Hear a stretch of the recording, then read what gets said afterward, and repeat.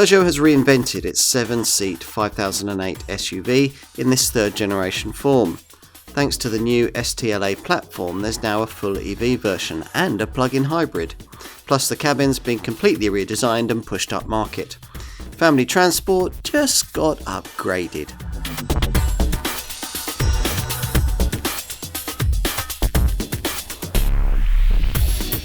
Peugeot 7-seat 5008 has evolved in this third generation form. Here we're going to tell you how.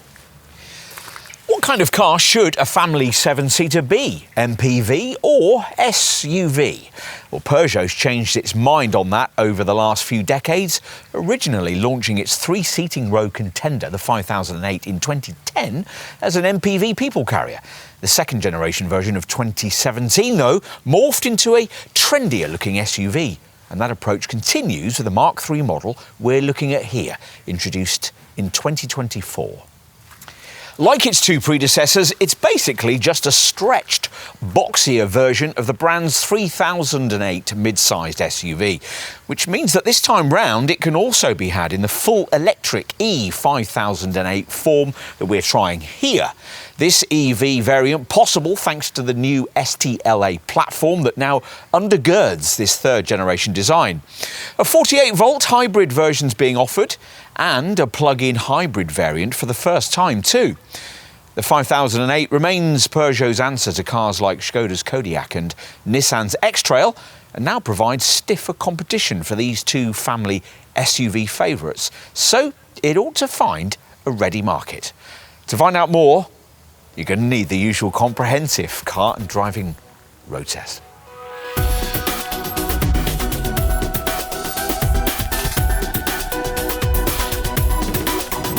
A family-sized 7-seat SUV isn't meant to be thrown about, but it should be capable of safe, high-speed handling should circumstances demand that. If you want us to get right to it, that's what's been delivered here. Don't expect to particularly enjoy the back doubles on your way home from the school run, but if necessary, the 5008 will get you through them surprisingly quickly if your kids have made you late for your first appointment of the day. At the wheel, the unusual driving position of the I-cockpit design does take some getting used to, but it does also encourage wrist flick direction changes from the little tiller. That's assuming you can cope with the higher than average levels of curb weight you'll be throwing around. 1.7 tonnes for the hybrid, 2 tonnes for the PHEV, and around 2.3 tonnes for the EV. There are 3 main powertrain choices this time around. Arguably, all you really need is the base hybrid 136 48-volt model, which has a 1.2 litre, 3-cylinder petrol engine and a dual clutch 6-speed auto gearbox with an integrated 22 horsepower electric motor. This time around, though, that unit is joined not by a diesel, that's been dropped, but by 2 powertrains you can plug in. The plug-in hybrid 195 version is based around a 150 horsepower 1.6 litre petrol engine mated to a 21 kilowatt-hour battery that energises a 125 horsepower electric motor, which claims to be able to drive the car for up to 55 miles on the combined cycle on battery power. Rest to 62 miles an hour in the PHEV takes 8.3 seconds en route to 137 miles an hour, which is 3 seconds and 14 miles an hour faster than the hybrid 136 version. The final alternative is the full electric E5008. In terms of EV powertrain, all you really need here is the 210 horsepower 73 kilowatt hour single motor E5008 model that most customers will choose, the version that we're trying today. It's not particularly fast for an EV, making 62 miles an hour in 9.7 seconds, but there's plenty of pulling power that makes the performance quite enough for family duties and eager enough for a 2.2-ton family car. EV range is up to 339 miles. If you want to go further, there's a long-range, single-motor model available with 231 horsepower and a larger 97 kilowatt-hour battery that can take you up to 414 miles. At the top of the lineup, though it hadn't yet been made available at the time of our test, is the 320 dual motor all-wheel drive model, which produces 315 horsepower from its twin motors and also uses the larger 97 kilowatt-hour battery pack. Driving range with that variant is quoted at 310 miles. On all E5008s, there are 3 stages of selectable regenerative braking: low, moderate and enhanced, and 3 main driving modes: eco, normal and sport, with an extra 4-wheel drive setting available on the dual motor model. Peugeot claims the underfloor battery pack gives the car greater stiffness than its combustion predecessor, which should help handling. A multi-link rear axle bolted to this Mark III 5008's new STLA medium platform features on the E5008 and ought to help clump all that weight over speed humps and porous surfaces. Combustion 5008s make do with a cruder twist beam setup, though ironically seem to ride better than the EV.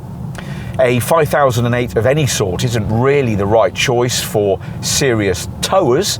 The most capable variant in the range is the PHEV, which can tug 1,300 kilos. With the EV it's 1,000, and with the hybrid 136 it's just 750 kilograms.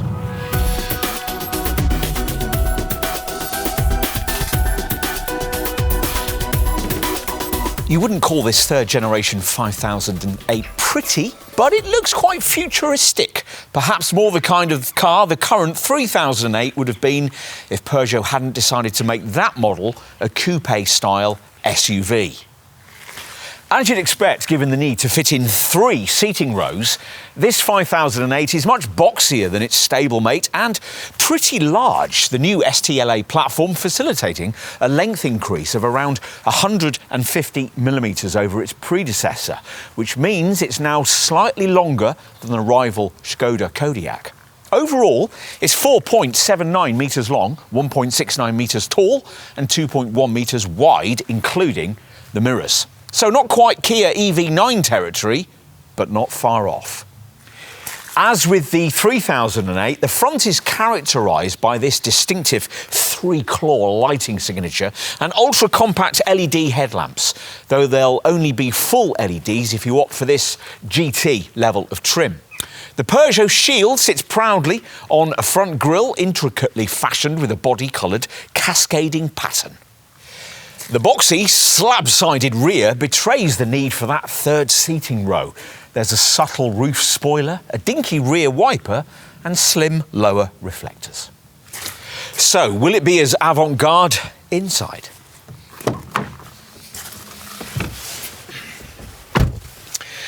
Well, yes. Behind the wheel, it certainly feels like a car designed in the new electric era.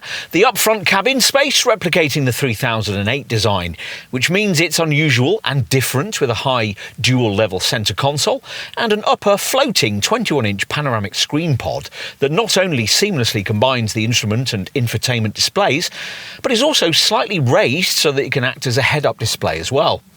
Behind it is this elegant concave aluminium panel onto which shades from the ambient lighting system are projected. It's all very high-end and unusually designed. There's a vast swathe of sustainably sourced fascia fabric flowing from the dash into the doors. The door switchgear panels angle down, while the centre console spine angles up and has hidden storage in its lower section. Perhaps most notably, Peugeot has persisted with an evolved version of the previous model's so-called I-cockpit front-of-cabin layout. This sees use of a tiny steering wheel, here redesigned, over the top of which, rather than through the spokes of which, you're expected to view the instruments. Don't worry, you'll get used to it. To start with, you'll probably keep reaching down to find the E-toggle gear selector, but to no avail because it's been reduced in size and relocated to an almost vertical van-like position next to the start button on the fascia. You control many of the infotainment display's functions via this row of virtual eye-toggle switches on this narrow, smaller screen below the centre vents. Swipe across its surface and you'll find there are 10 different shortcut options, twice as many as with the old car. These can be set to deal with basic things like cabin temperature or fan speed, or maybe more eclectic things that are just for you, like navigate home or a one-shot click to your favourite radio station. And on that subject, the cabin can be set for up to 8 different driver profiles, bespoke with ambient lighting, navigation and audio settings. Unlike Tesla, Peugeot still thinks you need column stalks, and it's via the ends of these that you control what you view on the instrument screen ahead. The key info on that screen covers digital speed and gear selection, plus on this E5008 model, a battery indicator and a Charge Eco power meter. Clicking on the end of the left-hand stalk varies the background of the instrument screen through 3 formats, one with navigation, one with 2 dial spaces, and one that combines a dial space with an energy flow monitor. Pressing the end of the right-hand column stalk brings up a right-hand data box on the screen which can show trip data or instant consumption. Pretty much anything else you might need to know will be on this central infotainment display, another thing completely redesigned for this 3rd generation model. We've talked about the iToggle virtual keys that work with it, but of course you can touch the screen surface too, or interact with this monitor via voice control. The home screen is minimalistic with temperature meters either side. Swipe left and those meters flank a nav map. Swipe left again and rows of little icons appear to the right of a car graphic with a battery indicator. These icons include what Peugeot calls an application drawer, which on this E5008 incorporates an energy section. Via this, you can set charging times, view an energy flow meter, monitor the powertrain's energy use, or, using a history section, graphically oversee recent consumptions in miles per kilowatt hour over the last 30, 60 or 300 miles. Enough on screens, what else might you need to know? Well, the redesigned dynamic seats are much more supportive than the chairs in the previous generation model, though you don't get lumbar adjustment unless you stretch to this top GT trim.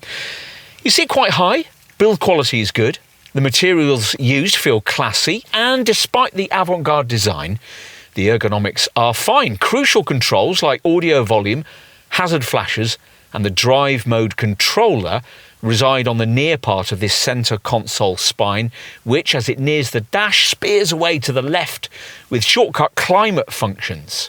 Amongst these is an added quick launch feature, which automatically sets the cabin for rapid heating or cooling. What about cabin storage? Well, Peugeot says there are up to 17 storage spaces with an overall volume of nearly 34 litres.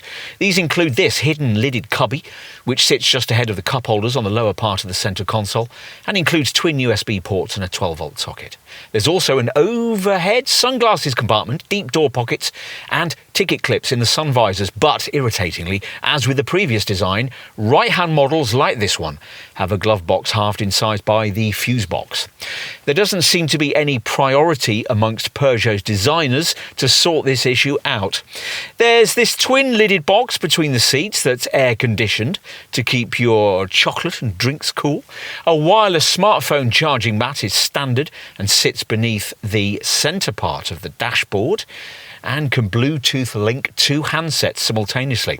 For better call quality, Peugeot has equipped the cabin with 2 microphones, one above each front seat occupant. And you can, of course, wirelessly link your handset using Apple CarPlay or Android Auto. But practicality will be a key requirement for 5008 customers. So let's take a look in the second row.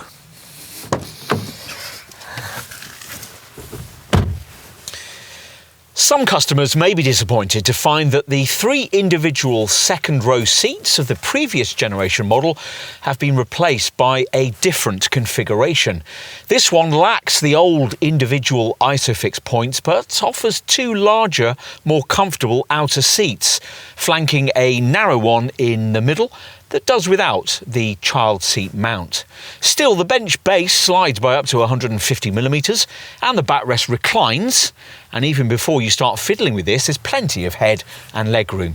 You also sit a little higher than you do at the front, which gives a better view out and might prevent car sickness. There are netted seat back pockets, beady overhead reading lights, a centre armrest with cup holders, deep small door bins, and on this top model, rear climate controls and side window blinds. The third row isn't too difficult to get to. You just pull up these latches on the seat shoulder. And once you're inside, thanks to this Mark III model's extra 60mm of wheelbase length, accommodation is a little more spacious than it was with the previous generation model, though it's still clearly primarily intended for kids. A cup holder's provided on either side, and there's a 12-volt socket on the left. We'll finish with a look at boot space, which impressively is the same regardless of drivetrain choice. With the third row in place, there's 348 litres of boot capacity. There's a light on the left and a deep stowage well beneath this luggage board.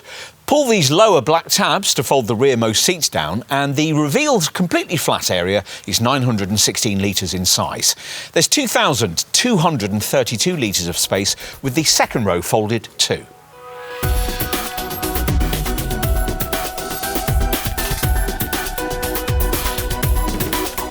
As we filmed at the end of 2024, 5008 pricing was starting from around £38,000. That's for the 48-volt hybrid 136 model. You'll need over £43,000 for the plug-in hybrid 195 variants. Prices start from around £48,000 for this E5008 in standard 73 kilowatt-hour form. It's just over £51,000 for the E5008 long range. Across the lineup, there are two main trim levels: Allure, or for £3,380 more, the top GT spec we have here. As for alternatives, well, if you're looking at the base combustion hybrid version, you can certainly pay less in this segment, around £2,000 less for comparable Nissan X-Trail and up to £4,000 less for a Seat Tarraco. But a comparable Skoda Kodiaq wouldn't save you much, and a comparable Volkswagen Tayron would probably cost you slightly more. Previous 5000 models also competed against two Koreans, Kia's Sorento and Hyundai's Santa Fe, but those are now slightly larger models and have something this Peugeot can't offer: four-wheel drive. The Sorento costs from around £42,000 and the Santa Fe from around £47,000. If you're looking for competitors to compare against this E5008 EV, well, the only directly comparable 7-seat electric rival in this segment is the Maxus MIFA 7, which will save you around £5,000. If, having considered all of that, you conclude that it is this Peugeot that you really want, then you're going to need to know about spec. So let's take a look at that now. Well, base Allure trim includes 19-inch alloy wheels, eco LED headlights, rear parking sensors, a reversing camera, cruise control, power folding mirrors, rear privacy glass, keyless entry, an alarm and body-coloured accents for the front grille. Inside, this third-generation model's new 21-inch HD panoramic curved display, incorporating the instrument panel and central touchscreen, is standard. The infotainment system, including navigation, voice recognition and wireless Apple CarPlay and Android Auto smartphone mirroring, plus there's ambient lighting linked to the drive modes, a wireless smartphone charging pad, an electrochrome rear view mirror and aluminium pedals. This GT spec is visually set apart by a black diamond contrasting black roof and rear spoiler, as well as gloss black trimmed lower door claddings and wheel arch surrounds, and a Peugeot shield on the front wings. The GT versions also get pixel LED headlights with adaptive high beams, 3D LED rear lights, adaptive cruise control with stop and go functions, a hands-free opening tailgate and front parking sensors. GT long-range electric models get larger 20-inch wheels too. Inside, GT spec gets you upholstery in Alcantara with faux leather trimming, aluminium dashboard trim, luxury carpet mats as well. Plus a heated steering wheel, front seat lumbar adjustment, extended 8-colour ambient lighting, a frameless version of the electrochrome rear view mirror, and rear side door window blinds. Key options we think you need to look at include Peugeot's useful advanced grip control system, well worth the extra £300 for the extra traction it'll give you on really slippery roads. You can't add that, though, to the PHEV version. For this E5008, you'll also need to allow an extra £700 for the heat pump that'll be necessary to maintain driving range in really cold weather. On the Allure versions, we'd pay extra for the AGR certified driver's seat, And on the GT, you can add a panoramic glass roof. Across the range, standard safety kit includes the expected active safety brake automatic braking system, lane keeping assist, driver attention alert, traffic sign recognition and excessive speed warning systems. Plus a post-collision safety brake setup and the usual traction control, tyre pressure monitoring and front, side and curtain airbags linked to emergency e-call, SOS and assistance. Allure trim, though, does without high beam assist, and on all models you have to pay extra for the 360-degree vision and drive assist pack that we've got fitted here if you want blind spot monitoring and rear cross traffic alert. That pack also includes a 360-degree camera system, and on this GT variant, Peugeot's Highway Assist 2.0 semi-autonomous highway driving setup that can almost drive the car for you at cruising speeds with lane positioning assist, semi-automatic lane change and recommended speed adaptation.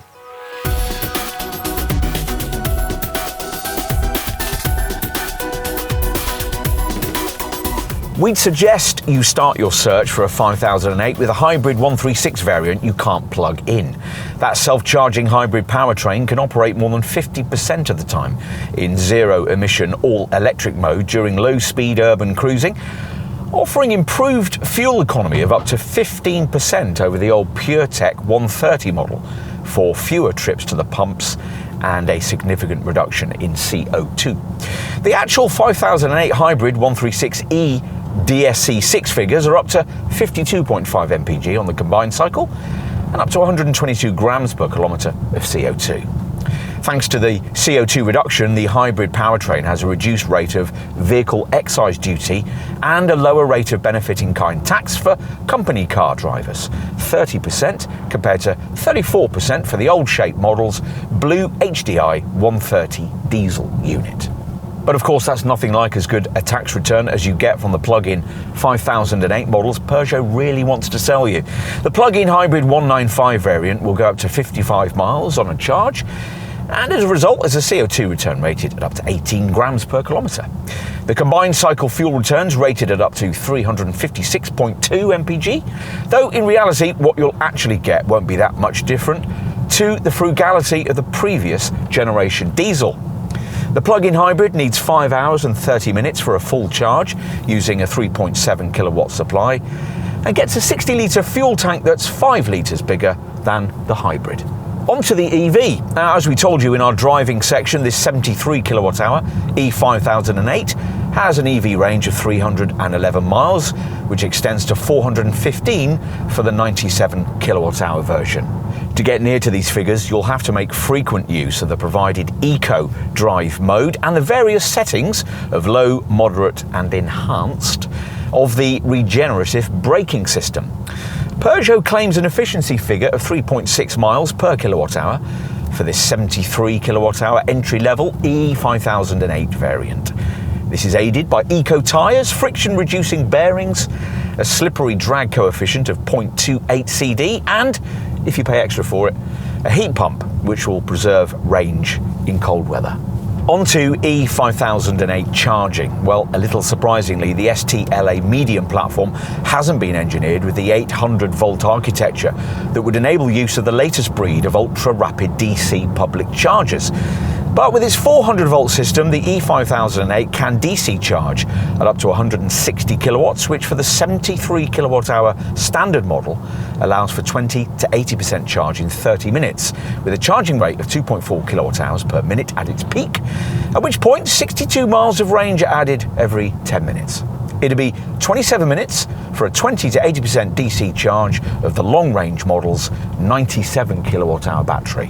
As for AC charging from home, well, for this standard 73 kilowatt-hour model, Peugeot quotes battery replenishment time of 4 hours, 30 minutes for a 20 to 80% charge with a 3-phase 11 kilowatt supply. For a full charge using a single phase supply and a 7.4 kilowatt wall box, you're looking at 11 hours and 45 minutes. That rises to 14 hours and 45 minutes for a full 7.4 kilowatt charge of the 97 kilowatt hour long range model, with an hour longer needed for the dual motor all-wheel drive version. Via the My Peugeot smartphone app or by using the vehicle's touchscreen, owners can schedule a wake-up time for the E5008's battery. This means that the cells can be at the optimal temperature for efficiency from the time you start up. Plus, of course, the interior can also be pre-cooled or preheated as well.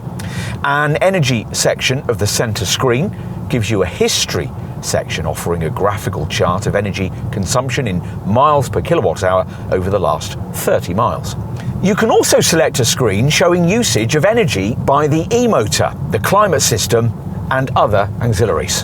What about after-sales cover? Well, the two combustion 5008 models get the usual unremarkable 3-year or 60,000 mile Peugeot warranty. The E5008 gets its own Peugeot Allure Care warranty, which covers the vehicle's motor, charging and electrical systems, and is in addition to the 8-year or 100,000 mile battery warranty that all EV makers are these days mandated to provide. What Allure Care does is extend the standard 3-year warranty by 2 years and 15,000 miles every time the vehicle is serviced at a franchise Peugeot dealer, up to a total of 8 years or 100,000 miles. We'd like to know why Peugeot can't extend this to its combustion models. What else? Well, insurance for the 5008 Hybrid 136 is rated at 23 to 24E. Insurance for this E5008 in standard 73 kilowatt-hour form is either Group 33E or 35E, variants depending on spec choice. As for servicing, well, on all 5008s an initial check is required at 8,000 miles or at the end of the first year. The first scheduled service is at 2 years or 16,000 miles, then every 16,000 miles or 2 years thereafter. Owners can opt to purchase a single service plan to cover all essential maintenance. And with the E5008 EV, you'll be given a certificate of battery capacity after each service.